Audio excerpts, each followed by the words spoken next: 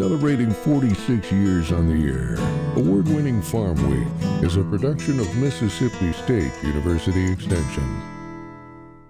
Today on Farm Week, a tornado wreaks havoc upon Mississippians. It's a second disaster for some of them. Plus, the head of the USDA called to Congress in advance of the next farm bill. One topic, WOTUS. In Southern gardening, ever thought about doing a transplant? You don't need a medical license to do this one. And we lighten things up, a cow that fakes sleep to get out of milking. Farm Week starts right now.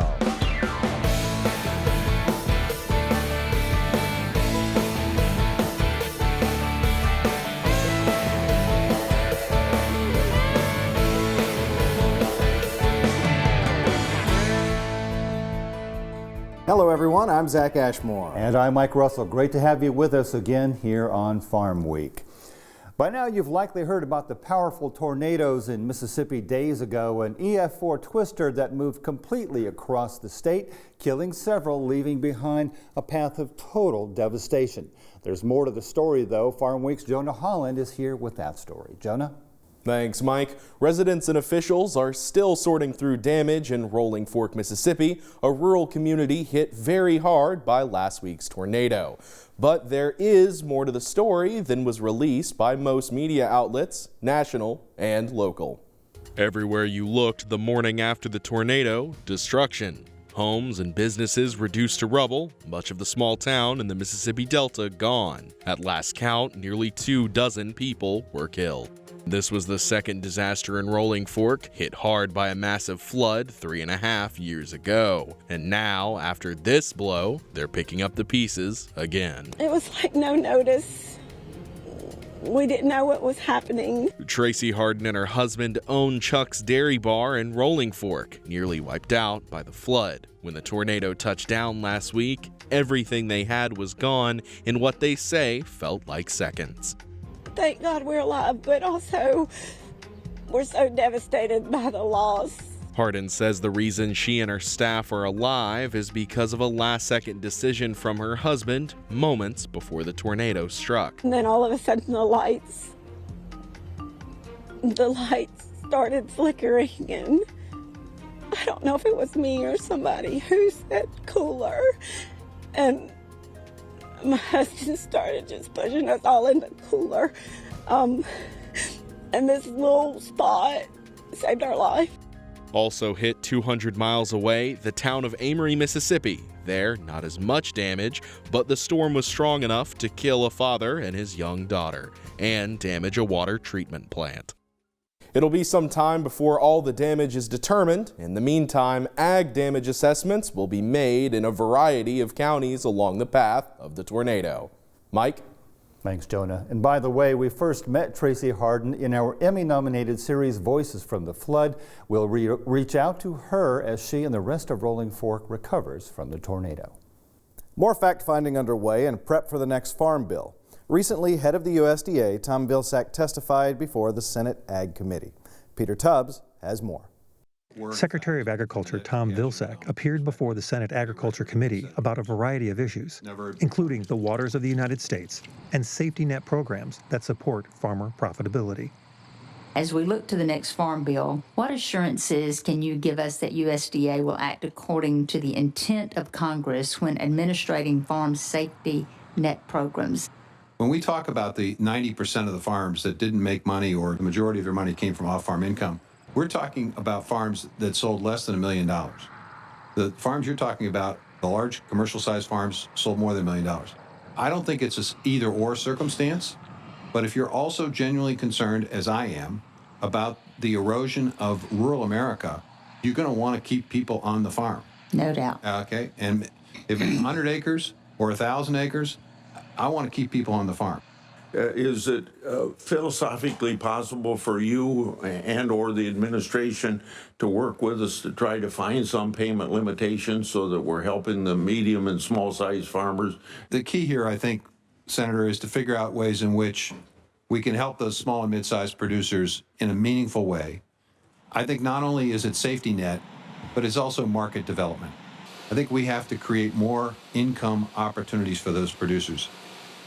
WOTUS is the thing I hear the most in the bailiwick of agriculture. Are you actually tracking comments from farmers? Do we do that to see how much complaints you're getting compared to what I'm hearing back in Indiana? Certainly sensitive to this, but let's remember two things about WOTUS. One, Congress has established the Clean Water Act, which is what gives rise to WOTUS, and courts have directed the EPA to actually implement the law. All right, so it's not like they have a choice. They have to implement the law. The question is, how do they implement it? But do you track comments coming in? We totally understand. And is that something you'd share with the committee here in terms of what you're hearing from farmers about WOTUS? What you're hearing is uncertainty. What you're hearing is uncertainty. Is this in or is this out? And I think basically what we need to have is certainty in the program. We need to, at some point in time, to get it out of the courts and have certainty. On the lighter side in Southern gardening, the ever-popular tomato. This time Gary demonstrates how to transplant the seedlings into their final destination. He says don't get impatient, just wait until those nighttime temps are just right.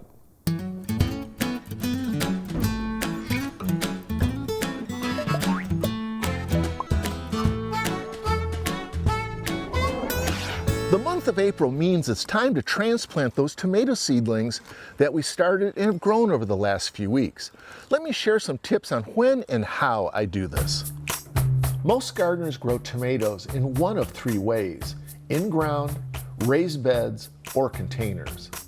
I prefer growing in raised beds or containers because the growing mix provides a good root zone environment through better draining, which helps reduce a lot of tomato stress issues. When transplanting in raised beds, I use the max bit tool to drill the planting hole. I like to plant densely and will space 4 to 5 transplants about 1 foot apart. Adding dolomite to the planting hole before the tomato plant will help ward off blossom end rot. Top dressing with controlled release fertilizer, followed by watering, finishes off the process. Planting in containers works the same way, except for the number of plants. I plant a single plant in a 5-gallon container following the same process. Drill the hole, add some dolomite, place the plant, fertilize, and water in. Now, April is a great time for us to transplant our tomatoes, but you have to be careful because the transplants don't like temperatures below 50 degrees.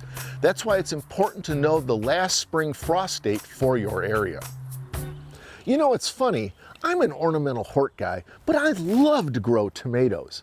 I hope these tips help you get started and that you have your best tomatoes this year. I'm horticulturist Gary Bachman, and I'll see you next time on Southern Gardening. We'll take a quick break, but don't go away. Coming up, the 2023 Dixie National Sale of Junior Champions. It's one of the most popular stories we do every year, the grand finale for young people in 4-H and FFA, competing to become champions in this beloved event. Come with us again to Jackson, where you'll meet 2 competitors who epitomize the discipline and drive of Mississippi's hardworking youth. An encore, the Dixie National Sale of Junior Champions. That's coming up on Farmweek. Don't go away.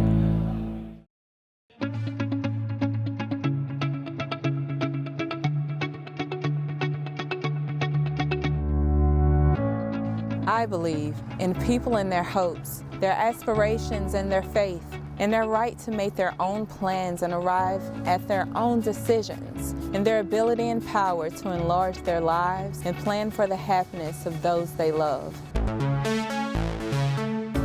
I believe that education, of which extension work is an essential part, is basic in stimulating individual initiative, self-determination, and leadership. That these are the keys to democracy, and that people, when given facts they understand, will act not only in their self-interest, but also in the interest of society. Because I believe these things, I am an extension professional.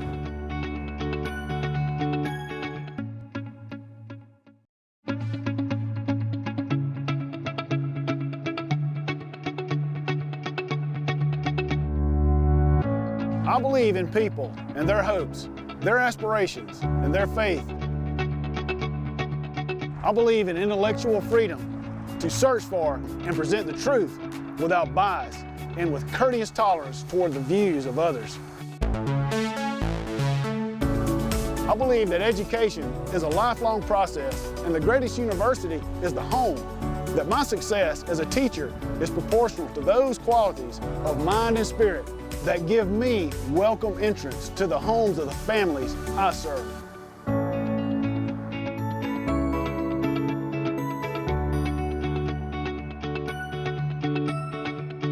Because I believe these things, I am an extension professional.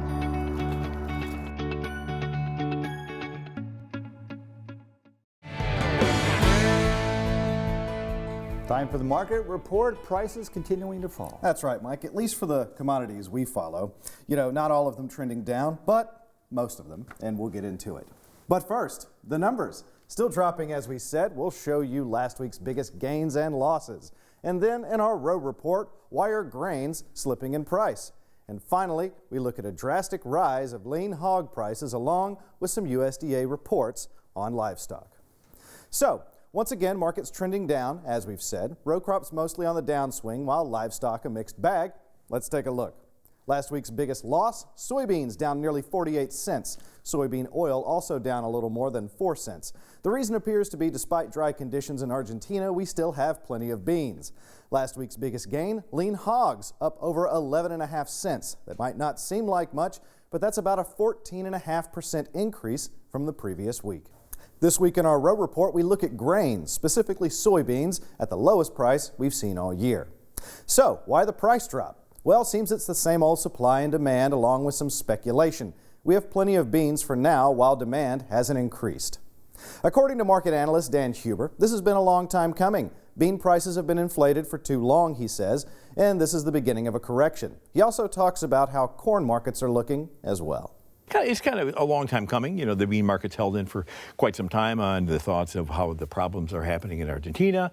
You know, somewhat ignoring the decent crops coming in Brazil. But, you know, ultimately we knew the demand was going to start shifting back to South America. Soybean sales from this country have literally dried up and moved over to corn, thankfully. But, you know, beans kind of got their day of reckoning here. So it, you know, all of that said, I think all of these markets, a little bit unusual to take markets this harshly lower in the month of March. Oftentimes you really think about that as a period where we're really seeing a little better prices that you can sell into. You know, that we've done just the opposite this year. I tend to think we'll probably have a kind of a contra-seasonal type of thing where we'll have a bottom here by the end of the month to get past these reports on the grain stocks and the acreage numbers. And I think we probably got let's build a little risk premium back in here because we've kind of taken it out at this point. You know, I don't know if I would quite put it in the category as the new wheat yet. Yes, South America should be really the dominant producer of soybeans moving ahead. You know, that said, as we already know, Argentina, disastrous situation, corn and beans this year. So, I mean, that really has kept a floor under our prices. But yes, realistically, I think we push more and more towards producing corn in this country. You know, the biofuels or the renewable fuels could change that in the years ahead, but I don't think we're quite there yet. So, you know, beans are, you know, we're seceding the production of that to other parts of the country, other parts of the world. The acreage numbers that we're seeing so far mirror pretty closely to what the USDA published in February, around 91 million corn. The average trade guesses are a little bit higher. I think the USDA published a statistical number of 87.5 million acres. I think some of the trade numbers are coming in a little bit over 88. I'm actually a little bit surprised, maybe not now after we've seen prices break the way they have, that we didn't see a little bit better pickup in the bean, which of course kind of comes back to Phil's questions. You know, maybe people are less interested in competing with South America on the beans and want to focus more on the corn. So, you know, all of that said, you know, those numbers are good. I mean, that's a higher acreage overall than we planted last year, particularly in the corn. If we came in at 91 million acres. It's still, and by no means am I bullish, you know, on the way the structure is right now. I think, you know, after 2 years of major rally, these markets are just tired. You know, they're not going to respond to bullish news as they did 2 years ago. But all of that said, if there's a problem, we're running a very fine line at all of these commodities worldwide, and wheat included, even though the wheat's had a little rough time of it here recently.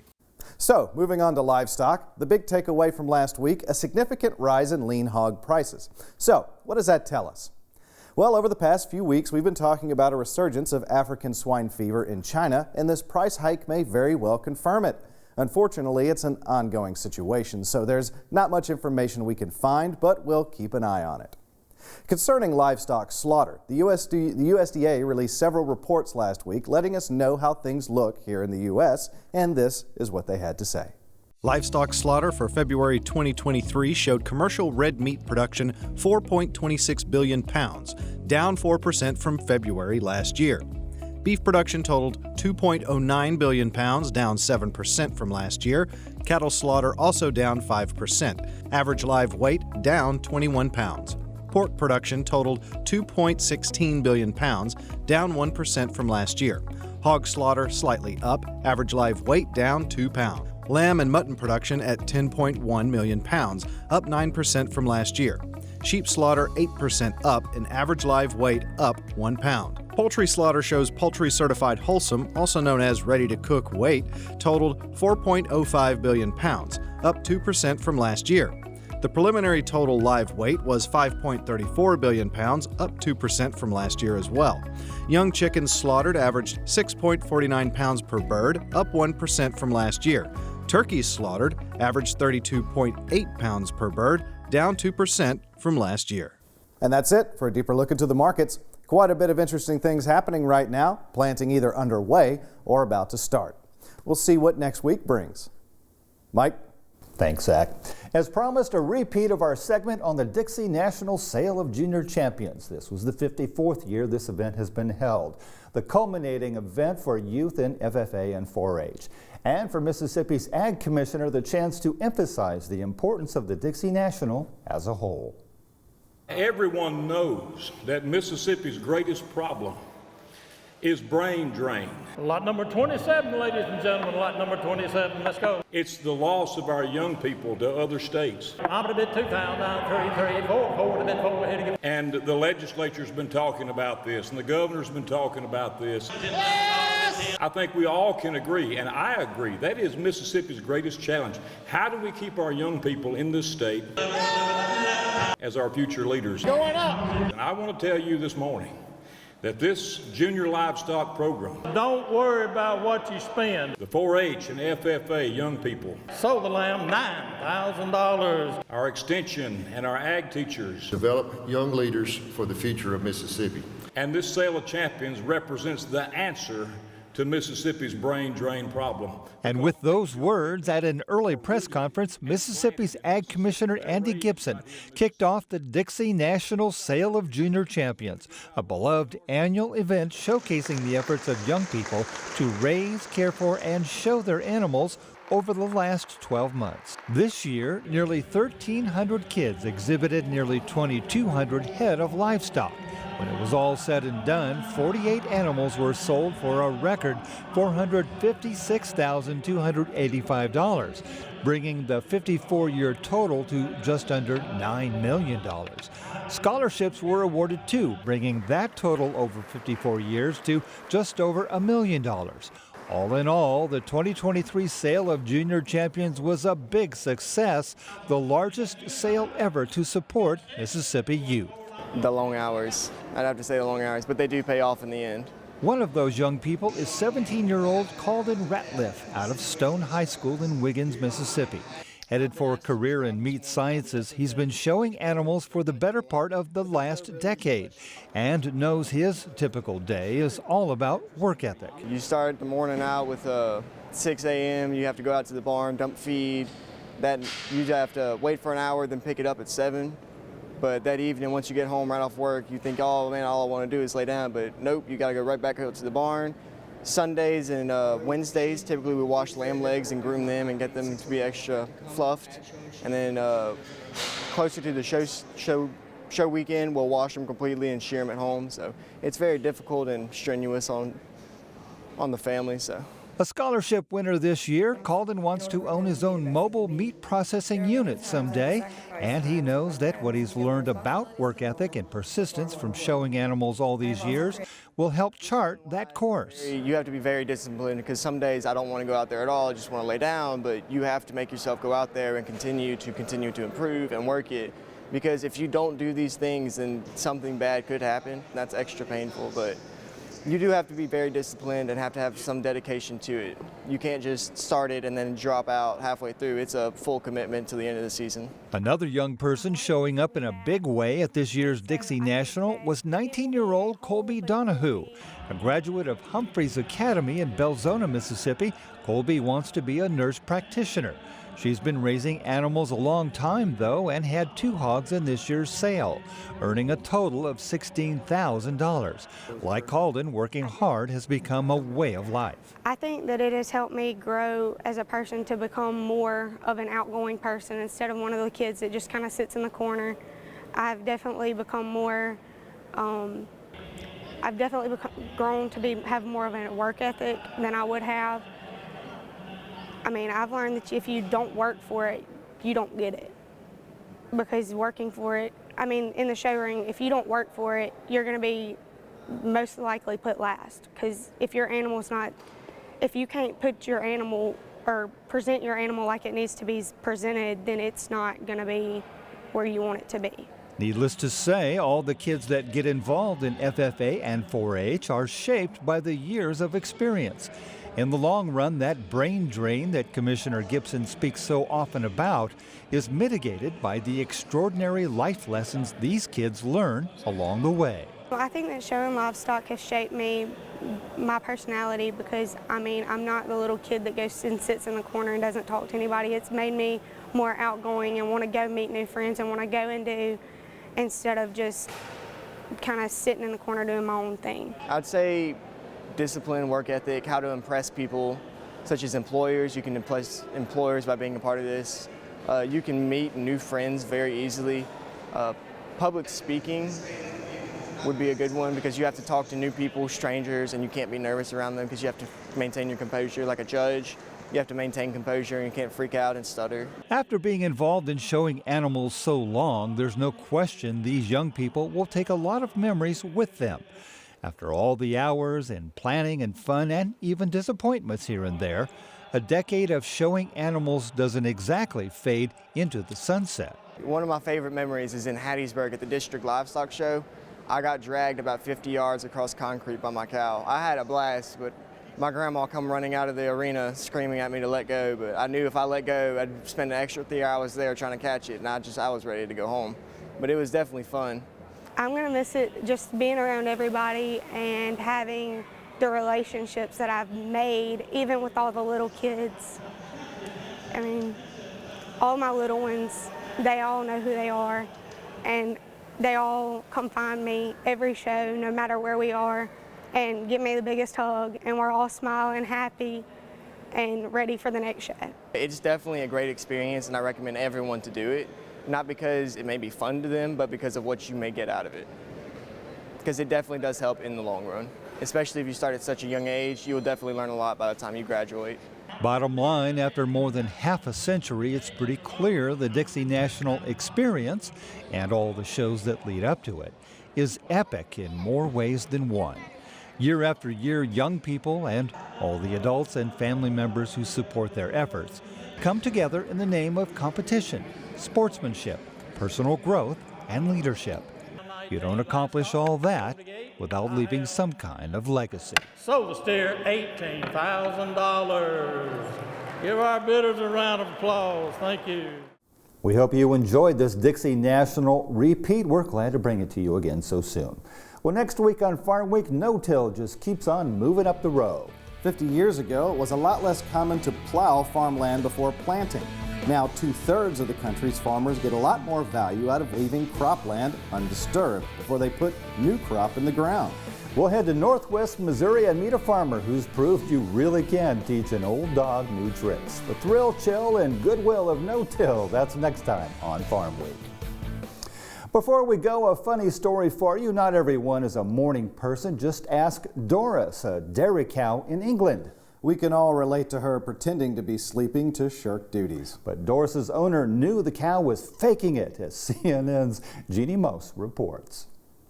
Do you hate getting up in the morning? So does Doris. All the cows at Reed's farm on the Isle of Wight in England got up and left for milking. Except for Doris. Doris is actually pretending to be asleep. And for faking sleep, Doris has gone viral. People relate. "I am Doris" was a typical comment. Oh, Doris has got a fantastic personality. She is definitely more person than cow. She's one of John Brody's favorites. You're a mischief maker. Can you leave my coffee alone, please? When Doris pretended to be asleep, John called her out. Doris, come on. See your ears moving. Come on, I can see your eye, yeah. How'd he know she was faking? Around 30 seconds beforehand, she had her head up and was looking straight at me. She put her head back down, thinking that she was going to get away with it, just to push her luck, be cheeky. Now Doris has fans online. I think I found my spirit animal. Leave Doris alone. But Doris doesn't leave John alone. And why was she licking the back of your head? Grooming. She's grooming me. It means, as far as I'm concerned, she accepts me as a member of the herd. She grooms him, he grooms her. This is all over your face. Ginny Mose, CNN, New York. I can totally relate to Doris on that one. That was almost me this morning.